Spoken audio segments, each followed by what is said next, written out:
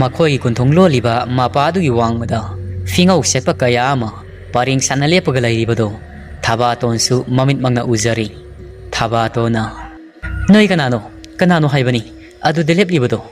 ꯊꯕꯥꯅ ꯑꯗꯨꯝꯅ ꯍꯥꯏꯔꯤꯕꯗꯨꯗ ꯃꯈꯣꯏꯁꯤꯡ ꯑꯗꯨꯗꯤ ꯊꯣꯡꯒꯥꯜ ꯋꯥꯡꯃ ꯑꯗꯣꯝꯗ ꯂꯦꯞꯂꯒ ꯃꯉꯣꯟꯗ ꯑꯣꯟꯁꯤꯜꯂꯒ ꯀꯔꯦꯝꯅꯅ ꯅꯣꯛꯁꯤꯜꯂꯛꯏ꯫ ꯐꯤꯉꯧ ꯁꯦꯠꯄꯁꯤꯡ ꯑꯗꯨꯅ ꯀꯣꯟꯊꯣꯡ ꯋꯥꯡꯃꯗ ꯂꯦꯞꯂꯝꯕꯗꯒꯤ ꯀꯣꯟꯊꯣꯡ ꯂꯣꯜꯂꯤꯕ ꯑꯗꯣꯝꯗ ꯀꯣꯟꯊꯣꯡ ꯆꯩ ꯑꯗꯨ ꯁꯠꯇꯣꯛꯂꯒ ꯆꯪꯁꯤꯟꯒꯦ ꯇꯧꯏ꯫ ꯐꯤꯉꯧ ꯁꯦꯠꯄꯁꯤꯡ ꯑꯗꯨꯕꯨ ꯍꯦꯛꯇꯗꯤ ꯃꯉꯝꯖꯗꯦ꯫ ꯀꯣꯟꯊꯣꯡ ꯑꯗꯨ ꯂꯥꯟꯁꯤꯟꯅꯕ ꯍꯣꯠꯅꯕꯗ ꯑꯔꯦꯝꯕ ꯇꯥꯔꯤ꯫ ꯃꯈꯣꯏꯁꯤꯡ ꯑꯗꯨ ꯑꯍꯤꯡ ꯑꯗꯨꯗ ꯂꯥꯎ ꯈꯣꯡꯏ ꯅꯤꯡꯕ ꯀꯥꯏꯕꯒꯤ꯫ ꯑꯗꯨꯕꯨ ꯆꯪꯁꯤꯟꯖꯕꯗꯤ ꯉꯝꯗ꯭ꯔꯤ꯫ ꯆꯪꯁꯤꯟꯕ ꯉꯝꯗ꯭ꯔꯕꯗꯨꯗ ꯈꯣꯡꯐꯝ ꯍꯟꯗꯣꯛꯈ꯭ꯔꯤ꯫ ꯐꯤꯉꯧ ꯁꯦꯠꯄꯁꯤꯡ ꯑꯗꯨ ꯍꯧꯅꯗꯨꯅ ꯃꯐꯝꯁꯤꯗꯒꯤ ꯃꯥꯡꯈ꯭ꯔꯤ꯫ ꯊꯕꯥꯇꯣꯟ ꯉꯥꯏꯍꯥꯛꯇꯪꯗꯤ ꯃꯍꯥꯛꯁꯨ ꯆꯃꯝꯅꯩ꯫ ꯃꯍꯥꯛꯅ ꯍꯧꯖꯤꯛꯇ ꯃꯤꯠꯃꯥꯡꯗ ꯎꯈꯤꯕꯁꯤꯡ ꯑꯗꯨ ꯇꯤꯟꯃꯨ ꯂꯥꯏꯃꯨ ꯐꯠꯇꯕꯁꯤꯡ ꯁꯣꯏꯗꯅ ꯑꯣꯏꯔꯝꯒꯅꯤ꯫ ꯑꯗꯨꯕꯨ ꯀꯔꯝꯅ ꯆꯪꯁꯤꯜꯂꯨꯒꯅꯤ?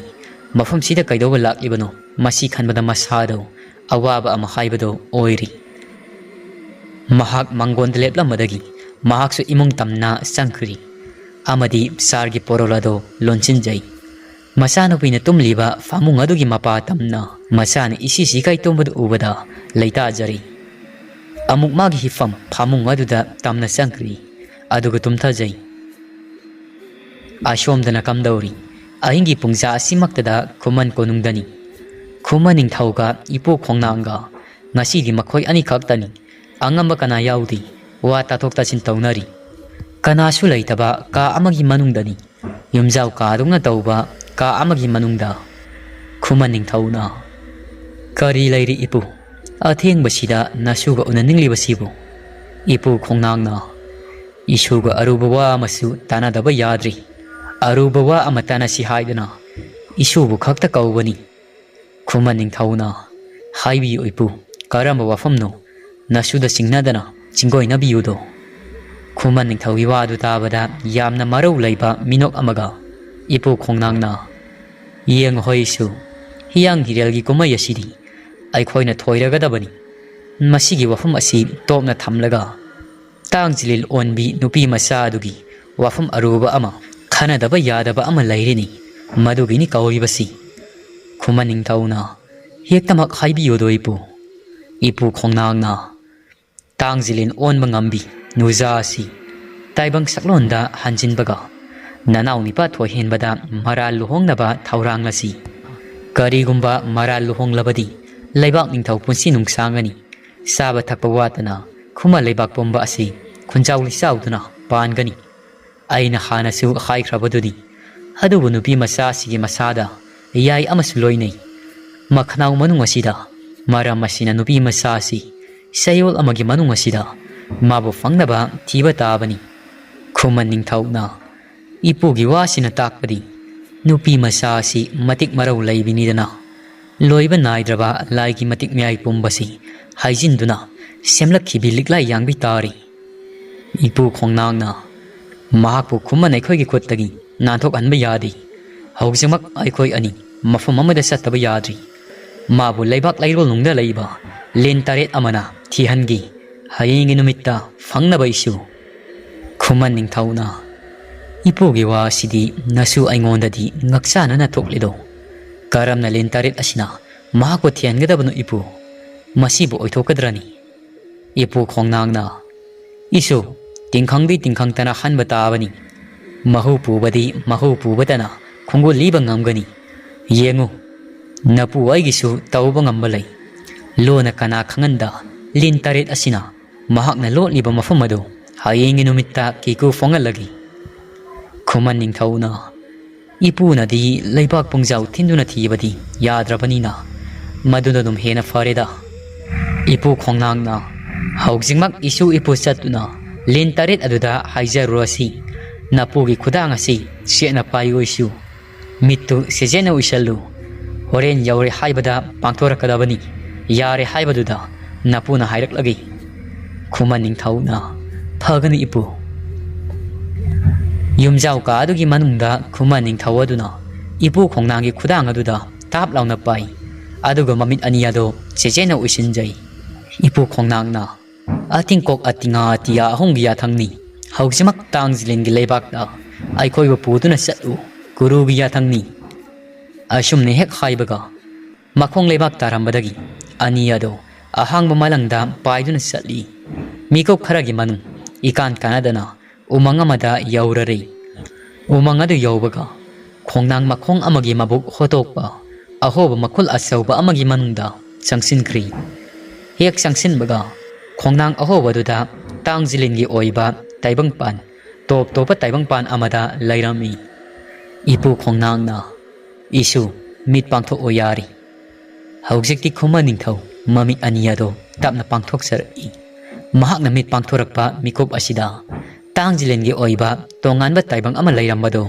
Uri Makhal masu kayagi Tangzilin kayama Makhul dagi sathok sasin sanaduna Maning makhatam liba Uri wari amadi upal khudingda Yasinaduna lairibado Lin maraktagi sauraba kharo ama Uzaw urel amadagi Maray tasinduna thorai Aduga khangaudi Makok thangba saruk kaina Migi masa Tangkhay amana lin oi Ipo khongnanggi mangda lepdari Lin adu nupini Senglauk saksu heli Lin nupi asigi maming Laika na Lapthoktana aigi taibang pana sida lak ebani Kari thawgino Taibang sangbagi ayaba laytaba mafam asida Adubu sumna tangi Ahal nahak haktani Aikhoina yabasi Kari layri Ipo khongnang na Nangondagi mateng hamata Laudaba yaday Adugi lak libani Laika na Tangzilin aikhoidagi Taibang nang nakaramba mateng pamlibano Ipo khongnang liglay yang bigi wari Laika gi mafam na liri Laika wari adu tarubadagi Hena dum mahakne hene henjin kri Mabu fangnaba thibada Thawa yauksin kri Haujikti lel laibak tudagi Hai singlaba lin tarit ama Liglay yang biyado Hayingi numita fangnaba thirege haidana Warip lauri Ipo khongnang na Laman thawba budi nati Matamamada Aini nakhoigi mateng ado Pangkhibani Haujikti nakhoina aigi iting asi Pangpham toi Laika na Ay isamang yauna Hayingi numita inung tayna nganbaga Kuma laibakta satuptuna laibinu jado Pangnaba thigani Lindi lintana khangadabani Mabu ipugi mangda Phaduna puraki Waruganu ipu Ado lel laibak asida Mangaw thibalin kaya amasu lairi Taibang mi uba yadaba Tanjabagi wafam dinasadi Ipu hoisu mafam masida Kuina panthaduna laibiraganu Taibang miram lenda pangbikro Ipu khongnang na Hoi panglagi Asi hairam laga masu mapu aniyado Mina kupada khongnang ahobadudagi Thokri Taibang miram lenda pangkri Mathangi numiti Ayuk yenda anganba Koraw mana thorak ay Lin nupi laykana lo singduna Lin taruk amagaloyna na Lin onduna makhundudagi thorak laga Kumal lamdam pangkri Kumal lamdam yaurak pada Lil olambadagi Taibang migi saklonda onthorak i Laykana makhoy taruk yeng Ashumna hayr i Mabu fangnaba thidaba yadabani Kaidawnungda midagi lin onbani na Lingi saklonda khak layram loy Taibang saklon langtuna Mirakta masagi aronba ado Losintuna hinglamgadabani Masina nakhoyna khanggadabani Masadalin aikhoygi ina yawbani Taibang migi saklon langlabasu Aikhoyna iray layni hekta khangani Linna olabani pasing ado tumina tajay Laykana makatarai Aduga nakhoyna khanggadaba wafam amana Mabu fangnaba thibada Thabak asi khara thusingi hairabadi Mirak narak yenglaga Lin onba tai Haujikti aikhoy masinasi Maikai sindoknaduna Fangnaba thirasi Lin nupa amana Thirasi Aikhoygi mai paknaba Lambida sangsilasi Ashumna laykana lo singduna Liglay yang biyado Tiba fangnaba Khongsang sangsinba hauri Makhoy masinado Taibang migi saklonda Maikai khudingda Saithoknaduna Ayuk ngenda anganbaduda Thengnaba nupi makhay Lilla linna tabra haibado Khangdoknaba makhoygi mamising aduna Koyot otuna yengi Ayuk anganbaduda Mahok sagum ngantana hawatuna Liglay yang biyado Iru maitaja Korawda mayrakat Sakumda sak thongduna Layri Ibi mahalsu Kaithel satnaba losilli Manisu masa sengba loiduna Sakumda sak saba sagai Matam sida Kunjona mapaldagi Kaurai Kunjona Itaw mani, itaw bulay tabro. Mani na, lay itaw, manung da sang bira o. Kunso na, itaw di saksa iboy ko. Moirang pau da sa minarosi, hay ginalak libani.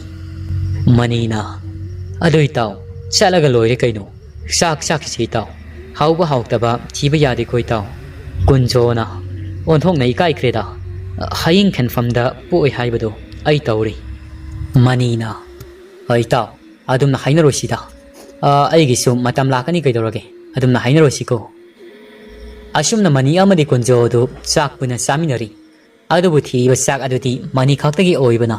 Makoy ani sabado konadri. Makoy gi manakta sari bi ibiemal na. Hai bi maligla yang bi nang sak to bulai bro.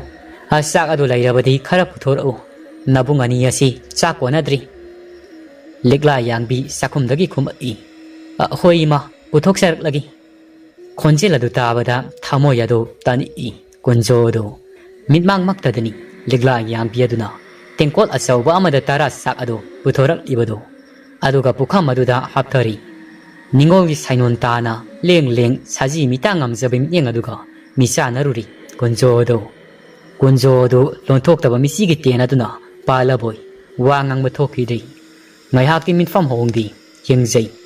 Kunjogi honglak liba matawoduda mani adu khanglabani mapukningda maro loli aidi khangabani asaina sumaina tawrani haibasi aiga luna tinaba imanaba singasi sai lakani ko asma khoina khalibasi kaino aigi maisu chungyeng yengdaba mahakna wakhalda khanjai haibadani adubu masil bandadi mataw kunjogi mafamda haibadi ngamjadi Mahaksu adumak noksinaraga sak adu saminari. Kunjo ni yengliba mityeng, kunjo na tawribado ligla yang biadudi karisu khangjadi. Masada samin fauba karimata phangjadi sum chatni. Ligla yang bina ibung sing awat apa lairabasu nasanda haibira u. Kunjo na nanghaure matagum khumai. Hoi hairaki. Kunjo do funingli mata oirabasu maniyado. Mani adu safam takum khangdi chawning bagi mayaina adubu mahak sasinjai ibm haldi kharang alap chatkrabani chak sab tokbaga aduma kaithel kakri ayuk talikla yangmina thongba kanglayen kangsoi u morok metpa ngatek ngano pakna madu sabada kharari haraujai kunjodo sak sana sana likla yangbibu yengningbagi mayai aduna sakum lomda paktharaga yengi Karigumba kanda morok mepa hapu ising watli haidana ligla yang biado koi kau kaui ligla yang biado kunjogi mataududa hairo badi yadabana chawning labani kunjona chanamaki ligla yang biasi ngaukjere khangjai usinasin chak tokli ngayak pothai piba ka aduda ngasidi maro lolakli manigi thamoy adusu sakhangdabi nusa sigidamak asuk yauna khabanba fauriba khabanba sibuna tabrani Nungsiba haibado naha nongma pukrida iru sading setpada pathausing na hairakhiba wahai sing adugina aina phaukiba khamanba aduda ngasina amuka hena asauba amaga loinana phauriba khamanba sibu kadomdano aigi thamoigi khongjela sina thuna yangna seliba sibu masibu apam nungsi haibadura adubu itaw kunjogi wahai sing asina maigi sing oihalli thamoi asi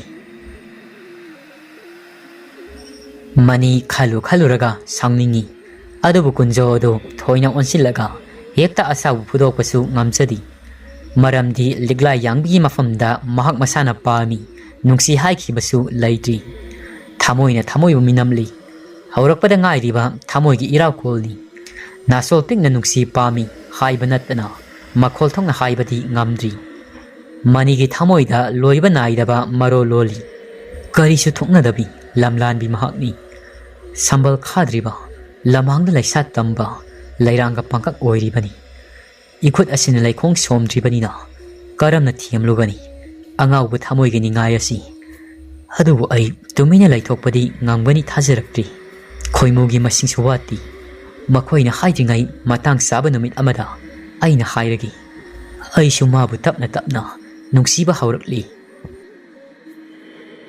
Ashimna mani ado pungning ni ngaya do thamjinjai manidi hi hon wada haitoi singthoi bani aduna mamanaba ayambana moirang satkadaba lairabadi mabu hekta hauba laibani isingi lambida satkadabanina ligla yangbi adusu yum aduda lehauri makoi ani adusu moirang pangkri ligla yangbina oh makoi loinamak chanakri haujikti aigi silam sintha hauba yari he ima ayang leima nasa oibibu lamsing biyoko ngasigi numitta len maku adu fanglabadi aigi thaudang ama mapung mari phagadoini ko phari aigi saklon anobado langlagi aduga khuma ningthogi konung panglagi asi hairadana ligla yang biyado magi khongset mapa aduda kabok yaw phiyo mado yepsilli phiyo madu yepsin badagi saklon langkri kethabigi tamna reigi mi laitaba tanja yenglaga tumina thore I ayo angan baduda khuman konung jawnaba yangdau lambi sida laklibani taibang mi gi saklon olaba linupa amaga maga lakliba lambi aduda mayok hek yaruri linupa adugi mityeng aduga magi mityeng aduga hek misa naruri misa naruba mikop asida linupa ado khangkri taibang saklon da langlibi lotong samlang ningdu yaibi senglaw sangna hiyalibi nuja asini fangnaba thiu hainaribado ligla yangbidi thoina khanjiludi magi satfam thokpa lambi aduda adumak sai linupa aduna mapuk ingda oh nang oireko ngasidi aigi khusandurabako taibang lawthibi oiduna tangzilina len aikhoi gi marakta intinduna laigidi haidega fai ai nangbu pharaga matik sabamana lengi mabema laikadagi lauragi nangbu sangna phaba fanglabadi aisu mingsat fanglagani asi khaladana linupado magi tung inarai ligla yangbisu magi satfam thokpa ado adomak sati adubu mahaki masado hainadaba amadi phawwa haurari ligla yangbigi wakhalda khanba hauri karino magi si maung amanida magi sibu aibu fagadoi thaurang tauribra natragana magi satfam thokpa lambi ni haidana masalibra ngasai wai natrani lambi thainaribado aduga mana amuk handuna laklibasibu kari maram laibigino magi si ai singnadaba ngamdi ai bullini haiba khangkraba zatla khanglagana kamdogani aigi oiriba phiba masida maga mayoknabadi ngamkhiroi ligla yangbiado mawon mon khalai nahan makai kanamatana magi matungda asumna khak inadribani aduga ngasi inarakliba matawasi mataw karamna oithoklibanو matang asida mi tanaba koiraw lawbusu yaroi asi khalladana tapna salambadagi khongthang adu kan khalai mana khongthang kallingai tungda inarakliba padasu kana thangi phiba masida khuman konung sangbadi yaroi khangli atopa lambi amada yenglagi asi khalladuna pataba lambi adomda ligla yangbi ado lai pat adomda lenna onbani padasu inaraklibani ligla yangbi ado salambadagi saplepri mi laitaba khara sukpa pati mapa amada ligla yangbigi makhwangbi yepliba kabuk yawa phiyo mado mapa sana thammi madu hek thambaga ligla yangbigi masado marang marang langbugum tauri mama yado tonglomda lakliba nipa aduda fatlawna onthokri mamit ani yaduna kha khai munne yengi ligla yangbigi masado haujikti lin olakadabagi sanaula I adu magi tungyan tamna tanarakliba nipa adu magi mawong matawdagi sa manana sauraba lil amada onthorakli amuba masugi lin oina phipi kami ligla yangbisu khajik khajik tagi magi angawba masugi asaubu lingi layat adu lakpa haurari haujikti kanasu laitaba pat mapala duda ani adu lil asauba ani adu sangyeng narai kanana ngamge haibado yengna se haibagi matagum sikhai narakli len amuba duga angawba lila duga fifi kami pat mapala duda len ani adu tharo maro songsin duna khatnai adubu adumna khatnabado wanglen pungza ma hen haujin kri pungza magi matungdadi len angawbagi makutta len amubado mayak loiri mahu henba len angawbadugi mayak aduna asiba haksang oi len amubado laimai duda taduna lei ligla yangbiado len angawbagi saklona duda lairambadagi magi hanagi taibang saklona duda hanjilli. Likla yangbina aibu fanaba punnaba thaurang tawbagi mahaini. Aina nangi thawai lauriba aigi lambi de yelakbana nangi asigi phibam asi yaukhibani. Asi hairatuna likla yangbi ado pat adudagi khumaning thaugi konung yaunaba laammi. Adobu ngasidi adumna mukna rubana masado isok chok thabagum phauri. Mahak masada loinaba kabok yoma phiyo masado yapsilaga mayumda halaki. Adubu mahaki masado ingnung nungai jiramdi. Yum halakpagi lambi aladuda amuk pena masa samu ado thengnari. Samuna kaidauri ibema konung ka roidra hayengdi isai sulai isai auraiba laklaroidra. Likla yangbina oja warau yadi aise ngasidi haksang ase ngamdri laihau tawbugumna tawri isa se sari sari tawi aduna isai auraibado ai yaujararoi. Konung kajege haidana dilakpani adubu ngamgadaba mandri. Samuna pena isaidi araibani kaidagi haksangna maruni ko ngamdrabadi pothabana phai. Likla yangbina hoyoja adudi ai hanjaram lagi. Masilda haijabagi watani pena masa samu adu likla yangbiga isai auraining bani adubu masa ngamdre haibaduda karidi hairugani. Likla yangbina satkiba maikai aduda yengduna lehauri. Likla yangbi ado mayum hek yaubaga magi phigom ado mafum sana thammi adumna thambadagi magi aseng masaklon aduda hanjillari. Masa ado lin amubaduga mukna rubagi masadu wabana tapta aduna tumthakri. Ashomdana mabu thiba lakpa lehauri balin taruk ado taibang saklon langduna koisa satuna thibada mabu fangba kauba laiti. Makoi singado ngasigi numit asima mabu fangdrabasida hayengsu amuk thisi hainai. Makoi masin ado adubu makoi marakta ama chitharibado karaya chatkrabano ngasi khanbada awaba amani. Makoi masengi marakta amadi sikre haibado makoi di khangjadi karaya chatkrabano haidana khanjanari. Makoi singado ngangnai thawai onthokna yaukreda thabak mai pakna bahot abada. Ashomdana kamdauri numisigi nungthil asimaktada liglai nuado khulduda laiba mata khara amaga loinaduna sing chanba satkri. Sak thongningai sing lairaktabadagi uwa marang kaina hoba umangamada. Liglai nu menfi tauming makoi ahum singmaya amada sing akangba thiri umangadu khara susui. Matamadu numisap yungba matamni. Menfina itasa kuidi kuirosiko pam yanba sathiba singado halakpaga sak lami sak piu hairagani yeita.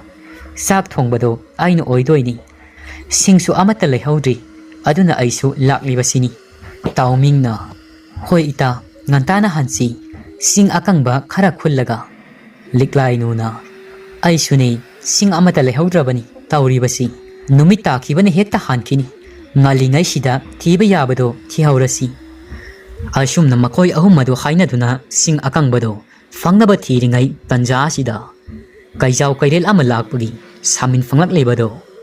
Makoi singadu kai adu lakpagi samin fangbasida mitka yengnai kai khongbagi makholsu tari samin fangbadagi henduraktana. Songkraba napi maraktudagi kai mapi asauba ama thorai. Kai aduna haujikti maya launa kathoktuna makoi ahumda onsinduna ngarang ngangba haurari. Kai asaubudu ubada makoi ahumadudi marol mari thokidri masa singado seng khaibagumna khairi. Kai aduna liglai nuado masijang matha oiragi khan khongthang adu lumna mong hadana thangduna manak tamna sangsilai.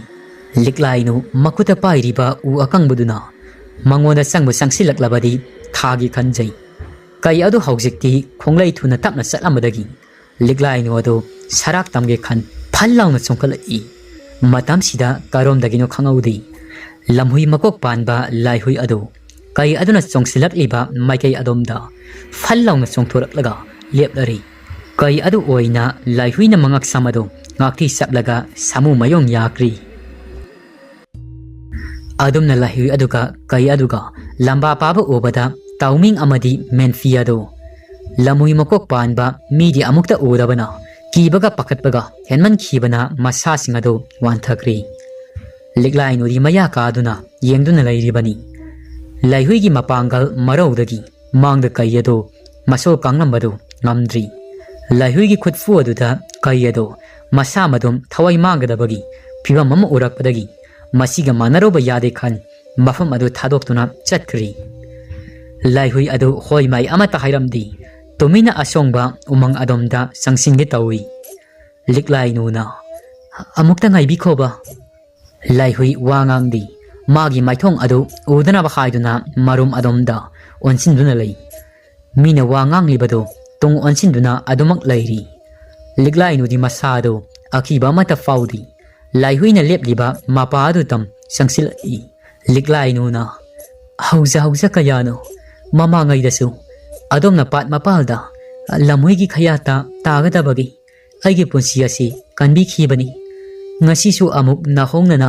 aibu kanbiri laihui na adudi nahak tamna fatki thambal samani pa asi hariga laihui ado mamai onthor i umangdu gi manungda lisilakpa nungsagi mangala duna mayek singna uri laihui gi sakta madu liklai nuna mani ai tamna patki thambal samani palni asumna hainari ngai liklai nuna lepliba mapa adu khara khongpam chaudabadagi situna togi hek tawbaga liklai nu gi khut ado laihuina tap launa pai laihuina adumna liklai nu gi ngaklau oibadagi situna togi tawramba ado osina sin tu haudri adubu laihui gi khutta liklai nu gi khusa ado sokpaduda laihui olamadagi magi hanagi taibang mi oibagi saklon aduda hanjillari magi hanagi nupam oibagi masak mataw fajaba sung phiral saba adomda hanjinkri liklai nu gi makhu sokpada ayingba nuksit amana masa pombado sisilakpagum phaujai liklai nu adudi pungangakri fajakraba sakta masi ubada tamthiraba saklon amagi marumda senglau sakenba tamba oiba amagi saktam madu nahan makai nonglen khomado taibang saklonda hanjinba ngamlurabani adubu ngasi ikhang kangaudana magi khutta soklubadagi taibang saklon asida hanjilakpase khalubada masado kham thengna ngakri adubu mane yamna ngakpa amadi lamhoi gi mit ani palingai dadi liklai nu gi senglau sakta masi masen marang oina ubani amadi matamduda taibang sa olinge gi matamasida mi gi manamasi amukta bunam khrabadi irai laina khangwani adungai pat mapalda nongalam daina thengna khiba namhawo manamaduna pata langon bi thambal samani palni adubu senglau sangna hairobadi misa narobasi ngasina ahanba oiri nonglen khomba magi wakhalasida magi mitmangda leplibasi liklai yangbini haiduna leirami mabu ubada yamna haraujari nonglen khomana liklai nang aibu khangdrabo liklai nuna nangdi aigi imingsi kamaina khanglibano nonglen khomana aina kaitobagi nangi ming khangloyabano nangdi aigi angang oiringaigi luna tinakhiba marupni adungai nangna masi khul thadoklamdaida hairamba singado amata ningsingdrabo liklai nu nonglen khombagi wadu tabada pungak ngakri madi ngasini ihan hanbani tariba singasi amadi nonglen khombagi senglok sakta masi uriba sisu liklai nu na aibu waro bigano aigi iteng pangbibagi damakti adongi laman tonsinjari adubu adom kanano haibadi ai tasengna khangjadi nonglen khomana karino nangna haibasi angang oiringaida khanaba saunakhiba singaduna nahak haujikpu aingonda waroribra sanglaba sahisa kayagi matung ibani leijang phai khulda thengnabada aina nangi nafamda ai kanano masak takhidabani nangi angang oiringegi marup nonglen khomado nangbu ningsingdrabo liklai yangbi liklai nu nonglen khombagi wadu tabada ngakpana kham thengkri aroibagi liklai yangbi haiba ming asita rubada masado tu sungkiba khangaudi liklai nu na aibu waro bigano ai adobu kanano haibasi masak khangdaba asingbani ngasita thengnabada adomna aingonda sariba wari singasi aigi ifamdadi mari makhong amata samnadri aduga asimasu khangbiyo aigi mingdi liklai yangbi kaudi liklai nu koloi